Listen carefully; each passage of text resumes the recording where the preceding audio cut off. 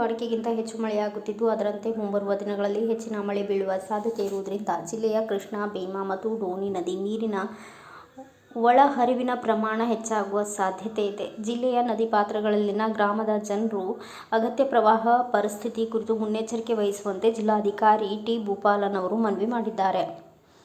ಮಹಿಳೆಯರು, ಮಕ್ಕಳು ನದಿ ಪಾತ್ರಕ್ಕೆ ಬಟ್ಟೆ, ಪಾತ್ರೆ ತೊಳೆಯುವುದು, ಅನಾವಶ್ಯಕವಾಗಿ ನದಿ ಪಾತ್ರಕ್ಕೆ ತೆರಳುವುದು, ನದಿಯಲ್ಲಿ ಈಜುವುದು, ಮೀನು ಹಿಡಿಯುವುದನ್ನು ಮಾಡಬಾರದು. ಪ್ರವಾಹ ಕುರಿತು ಮಾಧ್ಯಮಗಳಲ್ಲಿ ಪ್ರಕಟವಾಗುವ ಮಾಹಿತಿಗಳ ಬಗ್ಗೆ ಸಾರ್ವಜನಿಕರು ನಿಗಾ ವಹಿಸಬೇಕು. ರೈತರು ನದಿಗಳಲ್ಲಿ ಅಳವಡಿಸಿರುವ ಪಂಪ್ ಸೆಟ್ಗಳನ್ನು ತೆರವುಗೊಳಿಸಬೇಕು. ರೈತರು ರಾತ್ರಿ ಸಮಯದಲ್ಲಿ ತಮ್ಮ ಜಮೀನಿನ ಬೆಳೆಗಳಿಗೆ ನೀರು ಹಾಯಿಸಲು ಹೋಗುವಾಗ ಅಗತ್ಯ ಮುನ್ನೆಚ್ಚರಿಕೆ ವಹಿಸಬೇಕು ಹಾಗೂ ಜಿಲ್ಲಾ ಸಹಾಯವಾಣಿ ಸಂಖ್ಯೆ 1077 ಅನ್ನು ಸಂಪರ್ಕಿಸಬಹುದಾಗಿದೆ ಎಂದು ಅವರು ಪ್ರಕಟಣೆಯಲ್ಲಿ ತಿಳಿಸಿದ್ದಾರೆ.